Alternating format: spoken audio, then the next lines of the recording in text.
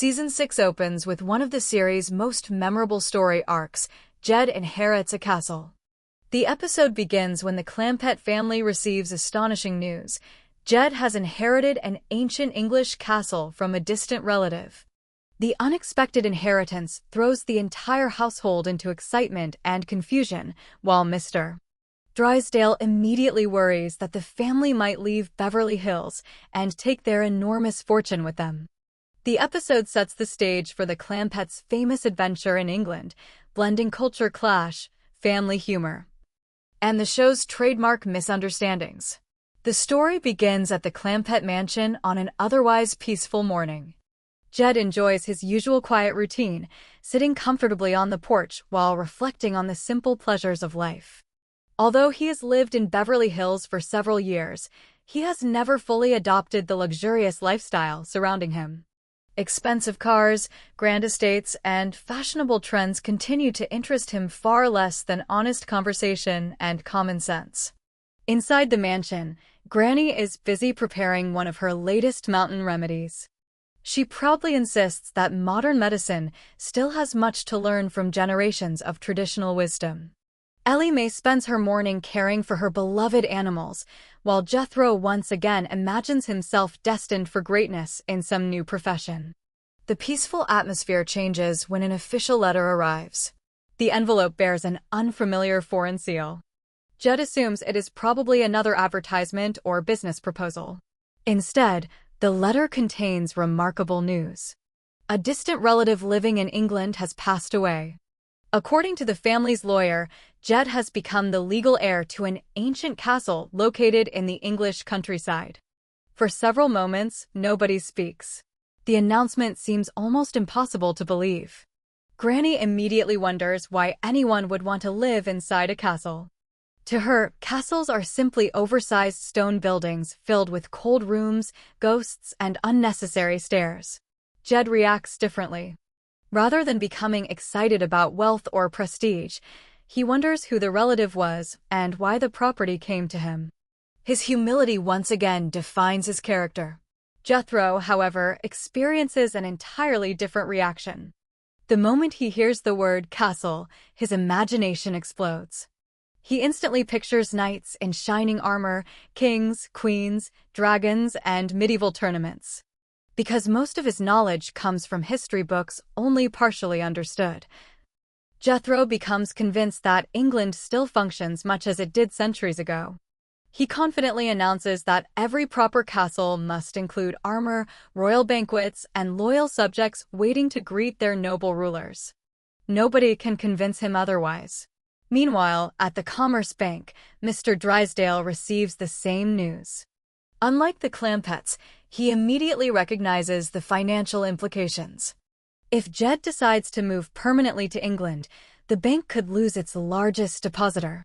The thought nearly terrifies him. His imagination races through every possible disaster. Perhaps the castle is magnificent. Perhaps England's banks will persuade Jed to transfer his fortune overseas. Perhaps the entire Clampett family will never return to Beverly Hills. Drysdale becomes desperate to prevent such a possibility. Jane Hathaway remains far calmer. She gently reminds Drysdale that inheriting a castle does not necessarily mean relocating permanently. The Clampetts may simply wish to visit. Drysdale refuses to take chances. His greatest concern has always been protecting the Clampetts' enormous bank account.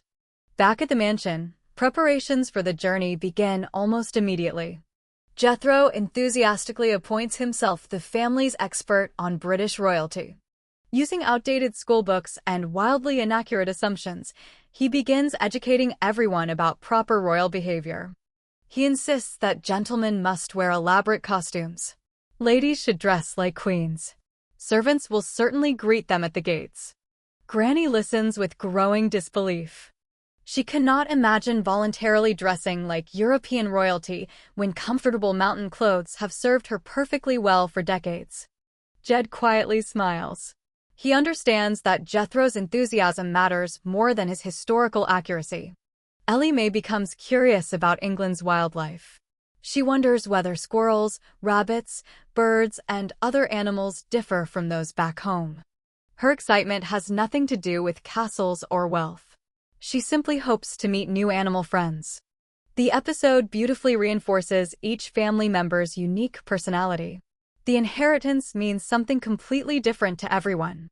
For Jed, it represents family history. For Granny, unnecessary trouble. For Jethro, royal adventure. For Ellie Mae, an opportunity to explore nature. Meanwhile, Drysdale decides stronger action is necessary.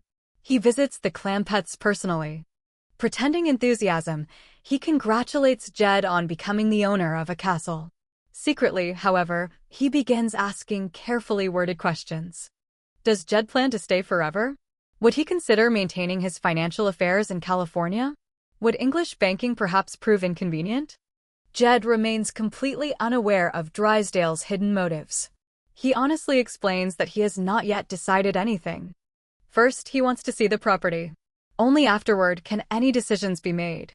Drysdale smiles politely while quietly panicking inside.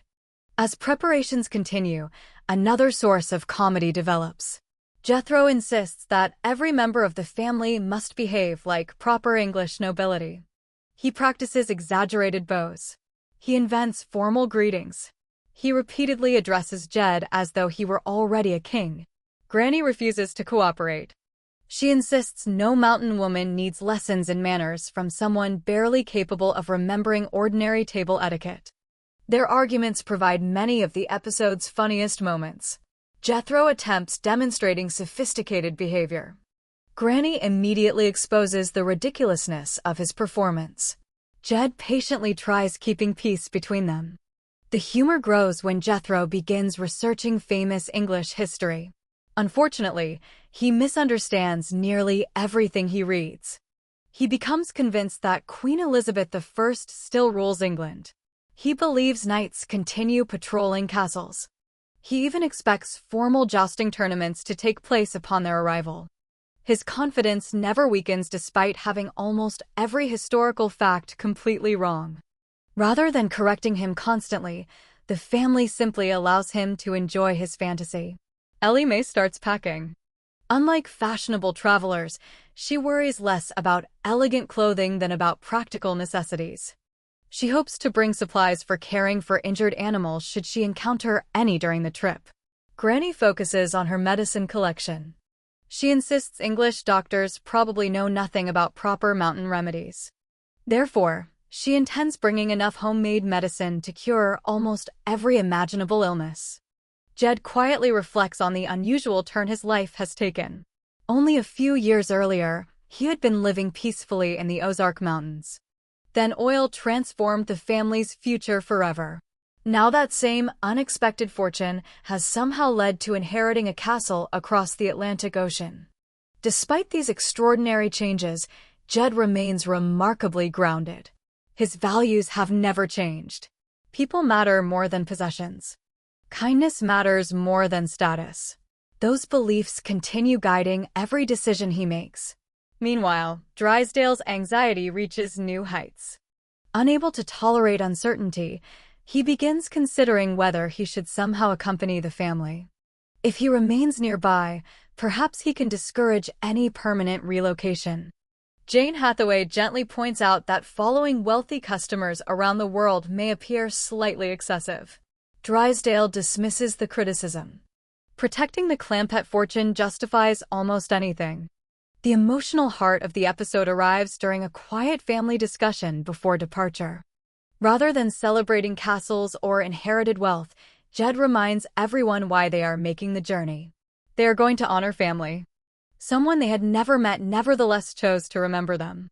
That generosity deserves gratitude. His words shift everyone's perspective. Even Granny softens. The castle becomes less important than the people connected to it. The episode concludes with the family eagerly finalizing travel plans. Jethro continues imagining medieval adventures. Granny carefully packs every bottle of homemade medicine she owns. Ellie Mae excitedly dreams about English countryside animals. Jed remains quietly optimistic, hoping simply to learn more about his family's history. Mr. Drysdale watches their preparations with nervous determination, fully expecting additional complications before the journey ends. His fears, as viewers soon discover in the following episodes, prove entirely justified. Jed Inherits a Castle serves as an entertaining introduction to one of the Beverly Hillbillies' most beloved multi-episode storylines. Rather than focusing solely on the excitement of inheriting an ancient estate, the episode explores how differently each member of the Clampett family responds to extraordinary circumstances. Their innocence, curiosity, and unwavering common sense contrast beautifully with Mr. Drysdale's constant obsession with wealth and appearances. Through clever misunderstandings, warm family interactions, and gentle satire of social class, the episode reminds viewers that true nobility is not determined by castles, titles, or inherited property, but by generosity, humility, and the ability to remain true to oneself regardless of changing circumstances.